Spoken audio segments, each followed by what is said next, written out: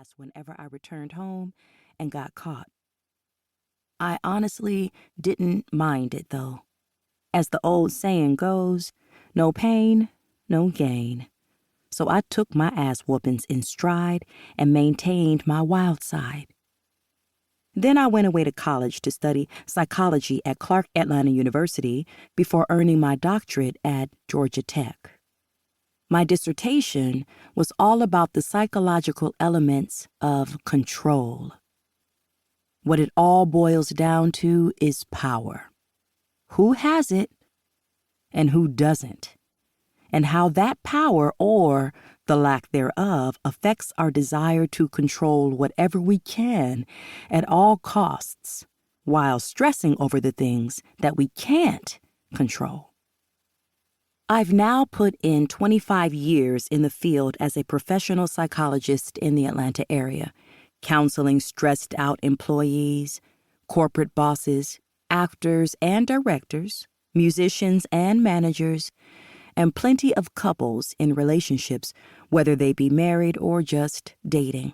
I've even counseled a few side chicks, which we have an abundance of in Atlanta now. A lot of these girls would rather be connected to someone with money and power than be alone or with a man who doesn't have it, which places them right back under the control of a man who has it. So, I've advised women, young and old, on how to deal with the side chick disposition mentally and spiritually. There's a lot of everything going on down here in Atlanta. This place has become full of drama, with people moving here from all over the country and the world, especially people of color. And it ain't all good either. Some of these new clients have taken my career to the edge of madness. Typically, you're not supposed to talk about your clients. It's against the code of ethics, confidentiality, and professionalism. But over the past week, I've had 5 fatal cases with my clients and 1 on the brink of insanity. And it's all left me unhinged and in need of a vacation. So I'm going to break protocol here and talk about these 6 clients of mine as a part of my own therapy. Shit, I'm human too. My doctorate degree doesn't absolve me from the drama.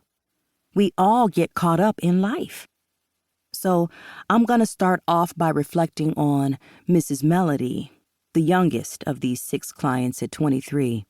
She was an up-and-coming rap star who I took on in the fall of last year. She was a gorgeous girl from Florida with a mouth on her that was atrocious. Mrs. Melody, Reflection 1. That's not a typo. I call myself Mrs. Melody because I'm married to the game, she told me. I got no husband, no boyfriends, no managers, or none of that shit. They all just get in the fucking way, jealous motherfuckers. So I do a lot of shit on my own. She sat down in my office wearing a lime green, wraparound one-piece with golden heels that made me think of the character Poison Ivy in Batman. But her style and body were 10 times tighter. And she looked biracial with smooth tanned skin, dark almond-shaped eyes, and slippery dark brown hair that moved easily on her scalp, the kind of hair that guys loved to touch to make sure it's real. I asked her, "How long have you felt that way?" "About 3 years. I just got tired of motherfuckers catching feelings and fucking up the business. So, I get in the studio to record, and the producers be feeling me to the point of wanting to give me free tracks or whatever. But then your dumb-ass boyfriend or manager starts tripping on some jealous shit. They pulling you aside like, I don't like how he looking at you. We here strictly on business. So then the motherfucker charges us $1,000 and shit when I could have got the shit for free myself." "But it is business," I reminded her. "You're not getting my services for free." She glared at me with her dark, sexy, piercing eyes that I'm quite sure she's used a lot with the guys.